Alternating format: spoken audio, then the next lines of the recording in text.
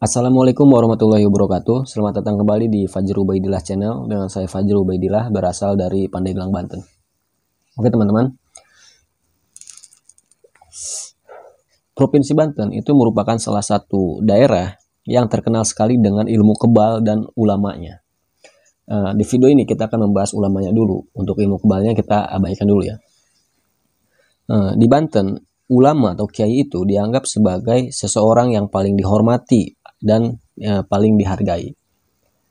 Bahkan terkadang pengaruh dari ulama ini melebihi pemimpin formal seperti kepala desa atau bahkan bupati.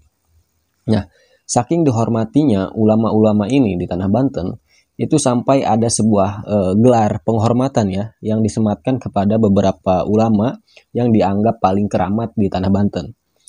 Gelar ini bernama Ulama Paku Banten.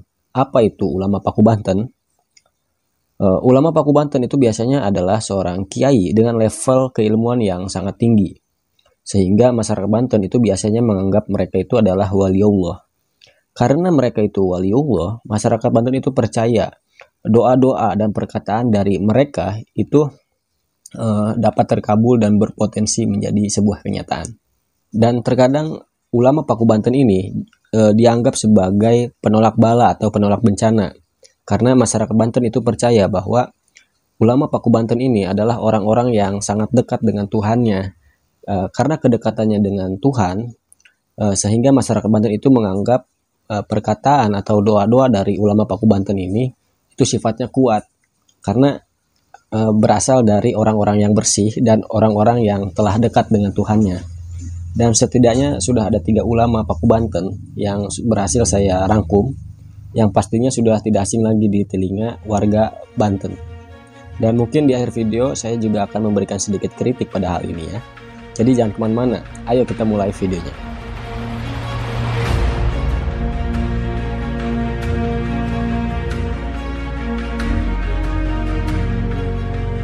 Oke teman-teman, ulama Paku Banten yang pertama itu ada Kiai Haji Abuya Muhtadi bin Dimyati Al-Bantani atau biasa kita sebut Abuya Muhtadi. Beliau adalah seorang ulama karismatik dan mufti Syafi'iyah dari Banten. Beliau lahir pada tanggal 26 Desember tahun 1953 di Pandeglang, Banten. Beliau juga merupakan pimpinan pondok pesantren Rodotul Ulum Cidahu Pandeglang. Firkahnya Sunni dan mazhab fikihnya kepada Syafi'i. Beliau juga merupakan anak dari ulama karismatik Banten yaitu Abuya Dimyati atau Mbah Dim dan ibundanya bernama Ibu Hajah Asma. Dan pendidikan awal agamanya itu diperoleh pada saat beliau itu masih sekolah SR di Tanagara di ibunya. Karena ayahnya itu Abuya Dimyati masih berkelana di seluruh pondok pesantren di Nusantara ya. Artinya lagi menimba ilmu lah. Nah, setelah tamat SR, Abuya Muhtadi itu diajak ayahnya untuk ikut syiahah sambil terus digembleng pendidikan agama oleh ayahnya. Dan pada tahun 1975 itu beliau mengikuti ayahnya iqomah di kampung Cidahu Pandeglang sambil merintis pondok pesantren. Nah, meski pada saat itu Abuya Muhtadi telah memimpin pondok pesantren, beliau itu masih digembleng pendidikan agama oleh ayahnya Abuya Dimyati sampai sang ayahanda itu wafat pada tanggal 3 Oktober tahun 2003. Nah, Abuya Muhtadi juga berhasil menghatamkan tafsir Ibnu Jarir dan tafsir Ibnu Katsir, dan yang dimana tafsir Ibnu Jarir itu adalah merupakan tafsir terbesar ya. Lalu dari fan qiraah, beliau juga tidak cuma ahli dalam qiraah sab'ah, tapi juga ahli dalam qiraah asy'ariyah. Di samping itu, beliau juga merupakan hafiz Al-Quran. Lalu di dalam ilmu Al-Quran, beliau juga menghatamkan Al-Burhan, Al-Itqan, dan lain-lain.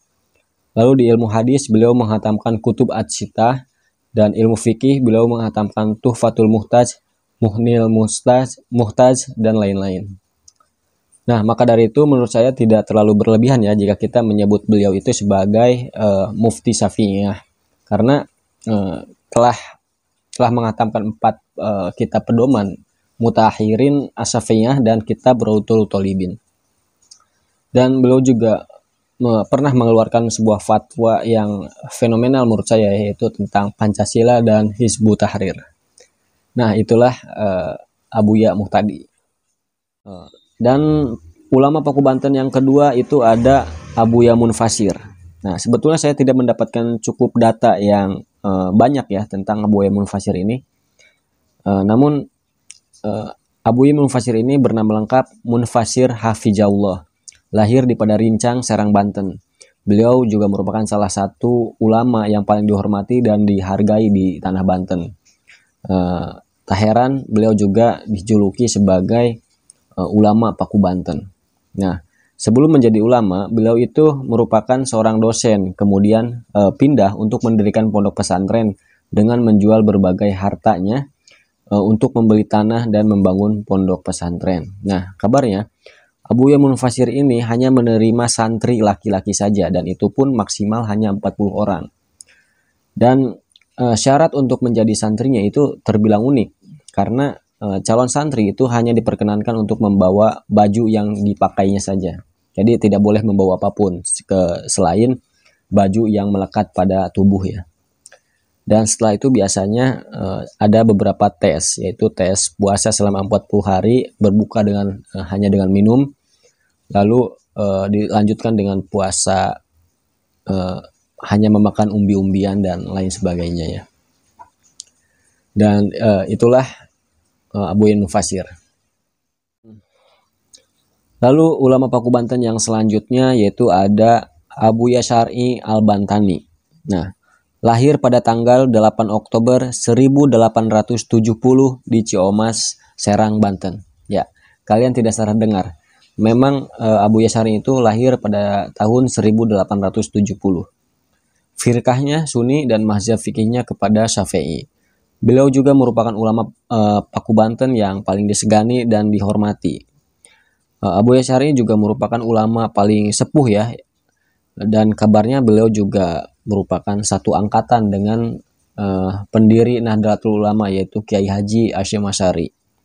Dan Abuya Syar'i juga dipercaya sebagai pemegang golok Ciomas yang asli. Wow. Jadi Abuya Syar'i ini dianggap sebagai dipercaya sebagai pemegang golok Ciomas yang asli. Jadi golok Ciomas itu sebenarnya hanya ada satu, dan itu dipegang oleh Abuya Syar'i ini. Dan untuk usianya sendiri ya memang sudah sepuh, udah 1,5 abad lah. Kalau mungkin 1870 ya sekarang mungkin 1,5 abad lah ya. Dan beliau pada hari ini, pada saat ini ya masih sehat dan masih sehat-sehat aja lah.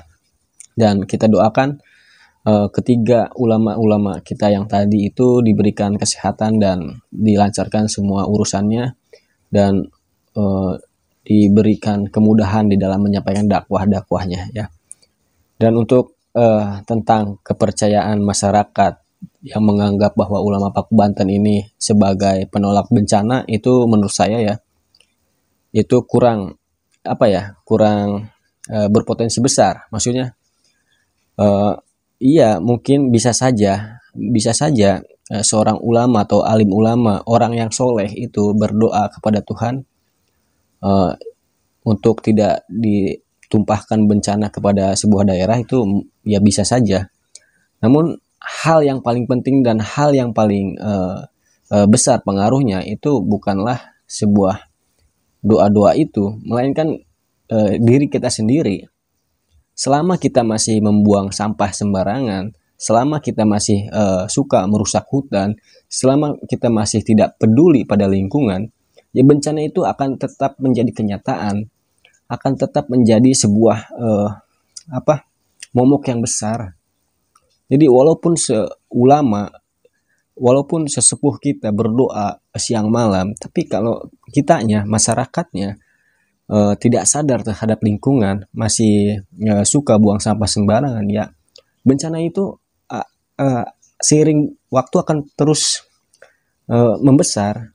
Jadi ya kita santai-santai aja buang sampah sembarangan, kita menebang hutan tanpa memperdulikan alam, kita membunuh hewan-hewan sampai hewan itu menjadi langka, kan itu seperti bom waktu ya, lama kelamaan menjadi hewan-hewan menjadi punah, lalu ekosistem tidak seimbang, lalu datang tsunami dan banjir bandang, dan itu kan hasil dari perilaku kita sendiri sebetulnya ya. Dan untuk agar itu semua tidak terjadi, ya itu kembali lagi kepada diri kita. Bagaimana kita menahan diri agar tidak merusak hutan, merusak alam, dan merusak lingkungan, agar ekosistem alam ini tetap seimbang. Nah, karena ekosistem alam itu seimbang, maka tidak akan menjadi bencana. Nah, itulah poin pentingnya maksud saya. Saya tidak bukan menyalahkan orang yang percaya bahwa ulama Paku Banten itu bakal diijabah atau ya percaya. Saya sebagai umat yang beragama, sebagai orang yang beragama, saya percaya kepada sebuah karomah, mukjizat, dan saya nyaman dengan itu. Tapi untuk sebuah kepasrahan terhadap itu saya tidak setuju, karena semua itu harus ada berkesinambungan antara antara hasilnya dan keinginan kita. Kalau kita tidak menginginkan bencana, maka kita jangan merusak alam gitu. Nah, mungkin itulah yang bisa saya sampaikan ya. Dan itulah 3 ulama Paku Banten yang masih hidup hingga saat ini ya. Semoga mereka semua diberikan kesehatan, umur yang panjang, dan dimudahkan segala rezekinya, dimudahkan segala urusannya, dan dimudahkan segala perjalanan dakwahnya. Saya Fajrul Ubaidillah seperti biasa. Sampai jumpa. Wassalamualaikum warahmatullahi wabarakatuh. Thank you for watching this video until it is finished. If useful to you guys, please like and share this video.